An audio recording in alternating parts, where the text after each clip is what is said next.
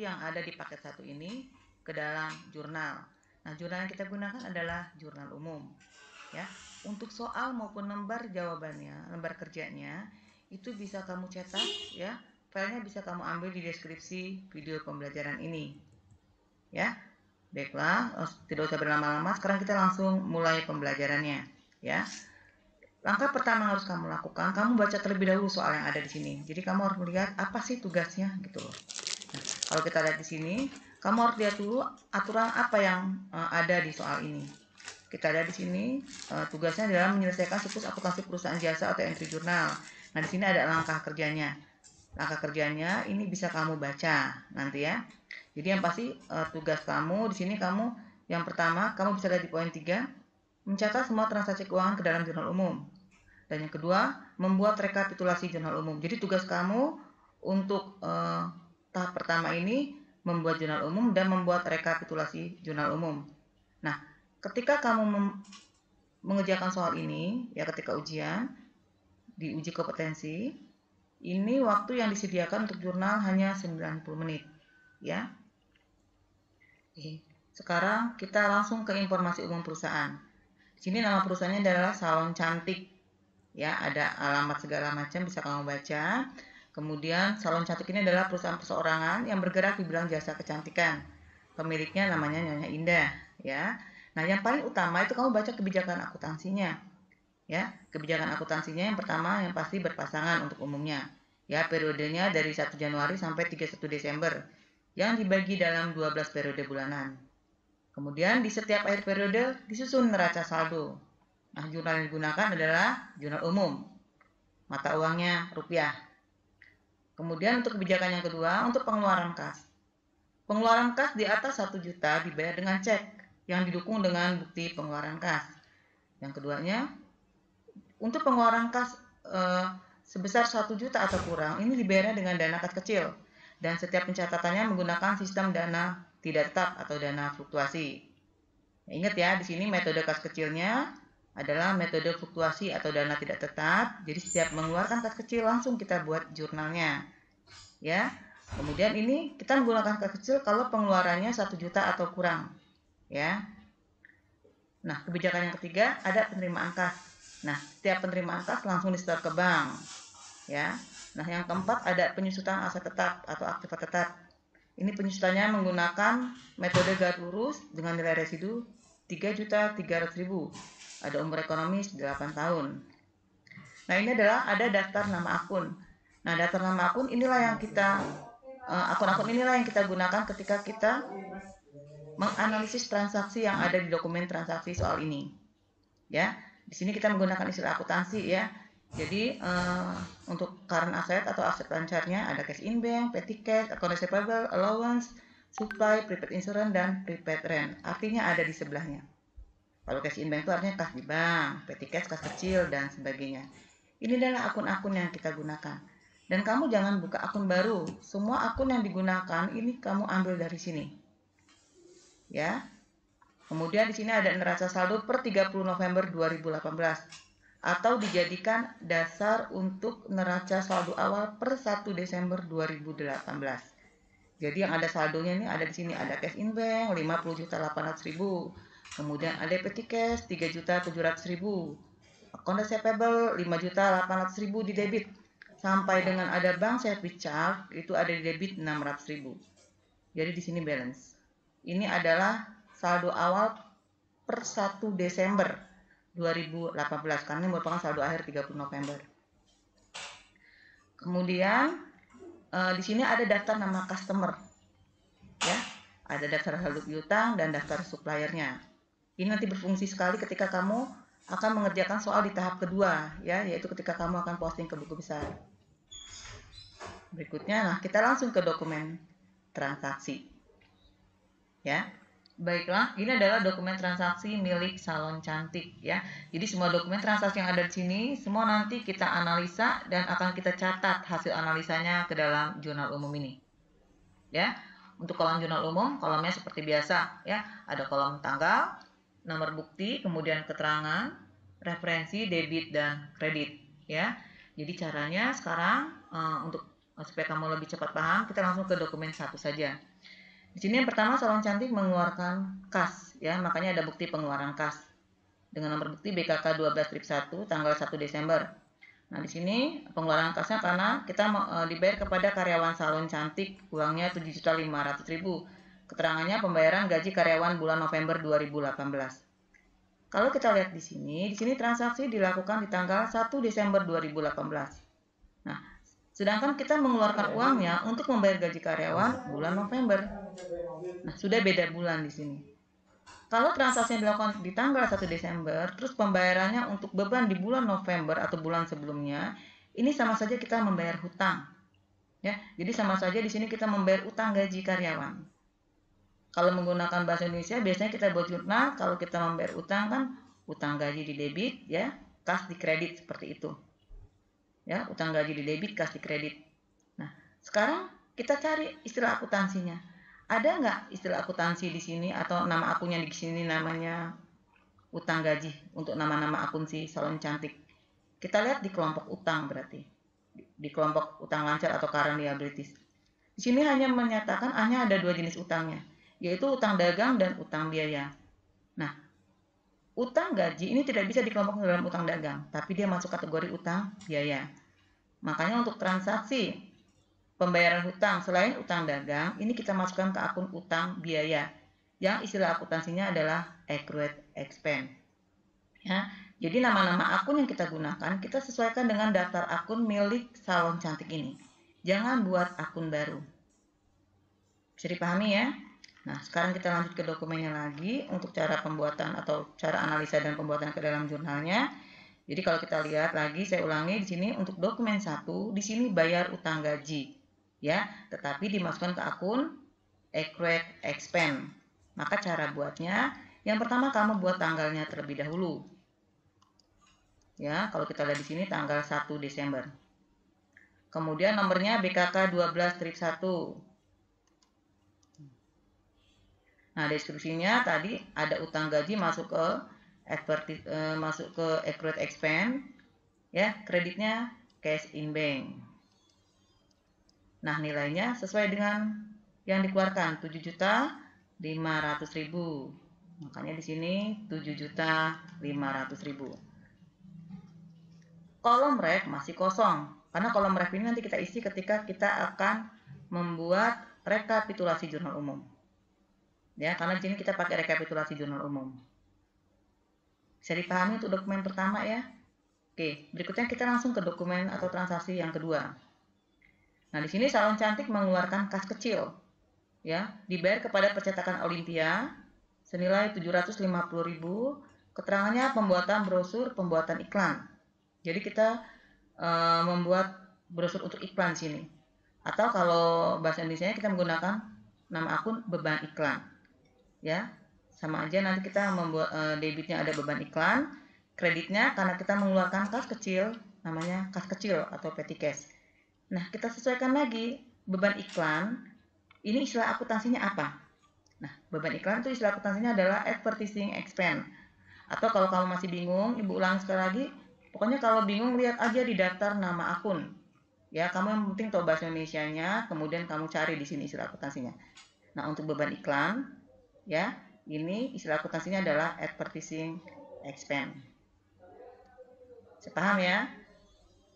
Oke, sekarang dokumen kedua berarti cara pembuatan ke dalam jurnalnya. Ya, jadi untuk analisanya dokumen kedua ini, pertama kita buat tanggalnya dulu, ya, ada tanggal 2, ya, kemudian nomor buktinya V12-1 kita buat di sini.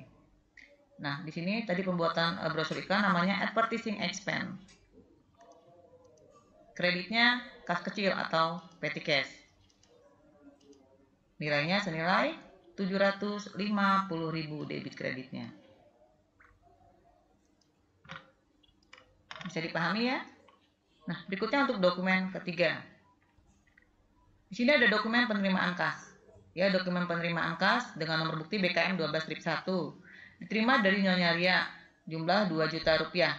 Keterangannya pelunasan faktur tanggal 25 November 2018. Ini terjadi pelunasan piutang.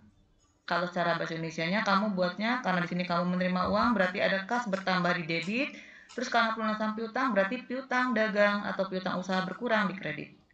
Nah, ingat kita menggunakan istilah akuntansi di sini. Maka cara pembuatan jurnal umumnya kita isi aja di sini tanggalnya tanggal 3, nomor buktinya BKM 12 strip 1. Debitnya kita terima uang berarti cash in bank. Kreditnya pelunasan piutang, berarti piutang dagang berkurang atau account receivable di kredit. Nah, nilainya senilai 2 juta rupiah. Kita kasih keterangan di sini. Di sini pelunasan piutangnya, berarti kita tulis nama debiturnya di bawah account receivable. Nyonya Ria. Nah, ini fungsinya nanti ketika kamu akan mencatat untuk buku besar pembantu piutang. Jadi kalau terjadi pelunasan piutang atau terjadi piutang atau terjadi pelunasan pembayaran utang dan terjadinya utang, ini kamu catat nama debitur atau krediturnya. Ya. Dokumen berikutnya adalah dokumen transaksi keempat. Nah, dokumen transaksi keempat ini adalah voucher kas kecil, ya. Di sini Salon Cantik mengeluarkan kas kecil karena membayar utang listrik dan utang telepon. Kenapa di sini Ibu sebut utang listrik dan utang telepon? Karena di sini pembayaran rekening listrik bulan November dan rekening telepon bulan November. Berarti bayar utang kan, karena ini bulan November. Sementara transaksinya dilakukan di bulan Desember. Ya. Ingat di sini Salon Cantik untuk utang listrik dan utang telepon ini semua dimasukkan ke dalam akun yang namanya utang biaya atau accrued expense. Ya, jadi cara pembuatan ke dalam jurnal umumnya, ya di sini caranya pertama kamu buat dulu tanggalnya, tanggal 4. Kemudian nomor buktinya V12 strip 2, debitnya accrued expense. Ini langsung kamu jumlahkan saja, 700.000. Kreditnya karena di sini menggunakan kas kecil, maka petty cash senilai 700.000 juga. Bisa dipahami ya? Nah, berikutnya dokumen kelima. Nah, dokumen kelima di sini Salon Cantik mengeluarkan faktur. Kenapa dia mengeluarkan faktur? Karena di sini Salon Cantik menjual jasa secara kredit, ya. Kalau kita lihat di sini kepada Nyonya Rinda jumlah 8 juta, keterangan biaya jasa rias pengantin. Ya, jadi di sini Salon Cantik menyelesaikan pekerjaan untuk Nyonya Rinda tapi belum dibayar, makanya mengeluarkan faktur. Kalau belum dibayar berarti kan timbul piutang. Piutang itu istilah akuntansinya adalah account receivable. Nah, biaya jasa rias ini merupakan pendapatan buat Salon Cantik. Sehingga cara pengerjaan ke dalam jurnal umumnya, pertama kita buat tanggalnya, tanggal 6. Kemudian nomor buktinya F12 strip 1. Ya, bisa kamu lihat di sini F12 strip 1. Debitnya account receivable. Kreditnya pendapatan jasa atau fixed income, ya. Nilainya 8 juta rupiah. Nah, karena di sini timbul piutang, maka kamu tulis di sini nama debiturnya, Nyonya Rinda. Ingat kata Ibu tadi, untuk mempermudah ketika kamu akan memposting buku besar pembantu piutang di sini. Bisa dipahami ya? Dokumen berikutnya dokumen 6. Di sini dokumen 6, Salon Cantik mengeluarkan kas. Mengeluarkan kasnya dibayar kepada PT Paragon jumlahnya 3.500.000. Keterangannya pelunasan faktur tertanggal 23 November 2018. Di sini Salon Cantik berarti mengeluarkan kas untuk bayar utang kepada PT Paragon. Maka cara pembuatan ke dalam jurnal umumnya, pertama kamu tulis dulu tanggalnya, yaitu tanggal 6. Kemudian nomor buktinya di sini ada nih, BKK 12 strip 2. Kamu tulis dulu. Udah itu pembayaran utang, berarti utang dagang berkurang di debit, kas di kredit. Nah, istilah akuntansinya untuk utang dagang itu namanya account payable. Kreditnya untuk kas namanya cash in bank. Tinggal pindahin nilainya, 3.500.000 rupiah untuk debit kreditnya. Bisa dipahami ya? Oke, berikutnya dokumen ke-7. ada voucher kas kecil lagi. Nah, di sini dibayar kepada toko Alfa Niaga. Uang jumlahnya 250.000. Keterangannya pembelian perlengkapan. Nah, kita beli perlengkapan.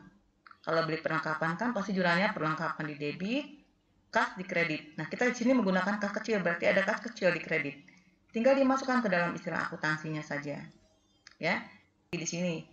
Maka cara pembuatan ke dalam jurnal umumnya, yang pertama buat tanggalnya dulu, yaitu tanggal 6 Desember. Kemudian nomor buktinya BKK 12-2. Debit butuh akun utang dagang atau istilah akuntansinya account payable. Kredit kita butuh akun kas atau cash in bank. Nilainya masing-masing 3.500.000.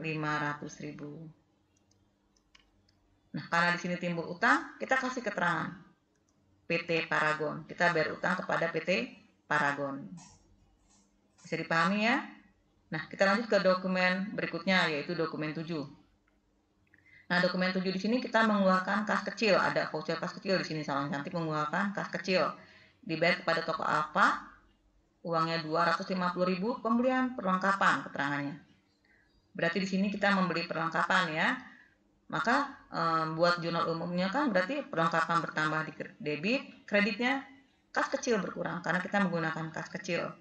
Tapi ingat kita masukkan ke dalam istilah akuntansi ya. Jadi cara pembuatan jurnalnya tanggal 9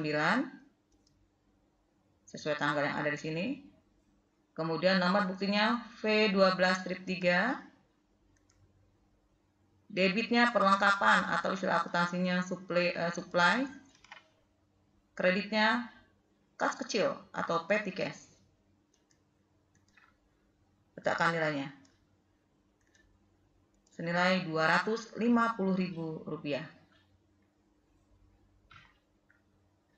Berikutnya untuk dokumen yang ke-8. Di sini Salon Cantik mengeluarkan kas lagi ya.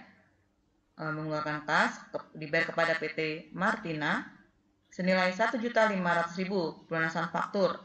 Nah, di sini bayar utang lagi kepada PT Martina ya, kita bayar utangnya kali ini. Maka cara pembuatan jurnal umumnya, tanggalnya kita buat tanggal 9 sesuai tanggal yang ada di sini. Nomor buktinya BKK 12-3. Debitnya account payable karena utang dagang, kita bayar utang. Kreditnya ada cash in bank berkurang. Senilai masing-masing Rp1.500.000.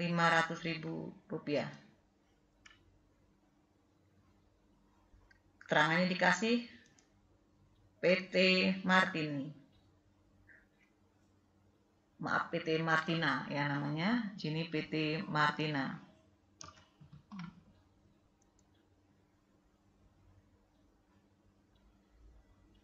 Kita lanjut ke dokumen berikutnya. Nah, di sini ada faktur ya. Faktur kopnya adalah nama perusahaan lain. Berarti di sini kita membeli. Kalau kopnya adalah nama perusahaan lain, berarti kita di sini membeli. Ya, faktur kepada Salon Cantik jumlahnya 7.500.000. Rinciannya di sini kita beli kursi sama steamer. Kursi dan steamer ini masuk kategori peralatan. Ya, ini ada total harganya adalah 7.500.000. Ya, karena di sini satu kursi harganya 2.500.000, kemudian steamer harganya 2.500.000 juga, tapi kita belinya 2. Makanya ada 5 juta. Jadi kalau ditotalin 7.500.000. Nah, di sini pakai faktur, berarti kita belinya secara kredit. Timbul utang di sini. Ya, maka kalau kita buat secara bahasa Indonesia, seharusnya nama akunnya adalah peralatan bertambah di debit, utang dagang bertambah di kredit. Masing-masing Rp7.500.000. Ya, tapi di sini kita menggunakan istilah akuntansi buatnya. Makanya caranya yang pertama kita buat dulu tanggalnya, tanggal 10. Kemudian nomor buktinya F05. Debitnya ada peralatan atau equipment at cost. Kreditnya utang atau account payable. Nilainya masing-masing Rp7.500.000. Karena di sini timbul utang, kasih keterangan lagi. Nama kreditur PT Mitra Jaya. Bisa dipahami ya? Oke, berikutnya dokumen 10. Ada bukti penerimaan kas. Kita menerima uang di sini. Diterima dari Nyonya Rinda senilai atau jumlahnya 8 juta rupiah. Pelunasan faktur F12-1 tertanggal 6 Desember 2018. Jadi terjadi pelunasan piutang. Berarti kalau pelunasan piutang jurnalnya kan kas di debit, piutang di kredit. Ya. Jadi kita menggunakan istilah akuntansi di sini. Nanti cara buatnya, pertama kita buat tanggalnya terlebih dahulu, yaitu tanggal 12. Tanggalnya tanggal 12. Nomor buktinya BKM 12-2.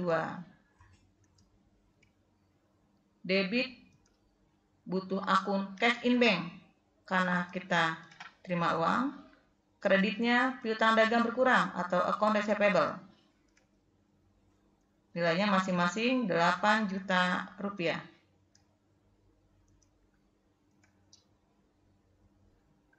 Kita kasih keterangannya. Nyonya Rinda.